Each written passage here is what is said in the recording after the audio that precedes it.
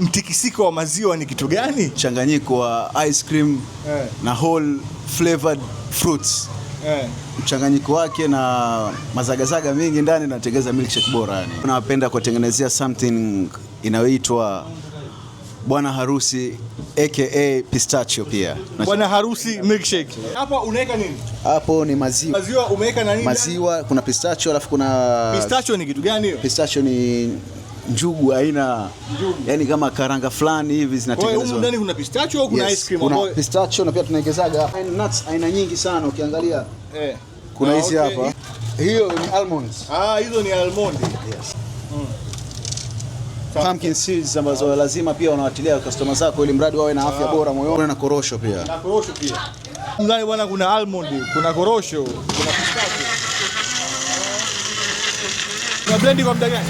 Kwa muda sekunde 45 pekee yake. Special sauces huwa tunachukua kutoka Turkey. Turkey. Kwa sababu kutengeza pistachio bora. Okay. Sasa tumetia glasi yetu tumepaka kunafa which is pistachio kunafa. Tukichanganya na chocolate yetu na kuwa pistachio Dubai kunafa. Bwana mambo ya milkshake hayo.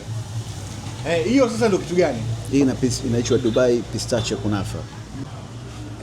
Bwana mambo ya ice cream inaweka kwa juu.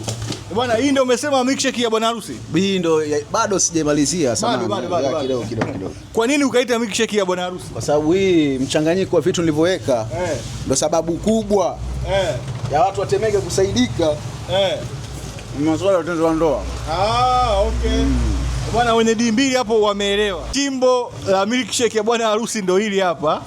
Huyu jamaa ameshika glasi mbili hapa. Hebu tuambie kwanza hizi milkshake zako unauzaje wewe? Brother, milkshake zangu ni kuanzia 7,000. Unapata milkshake aina yote unayopenda, zote kati ya hizi nilizotengeneza na nyingi bora zaidi. Je, namba simu? 0684 18 77 33. Unapatikana wapi? Napatikana Temeke, maeneo ya Mwembeyanga, karibia Mwembeyanga la Hikma.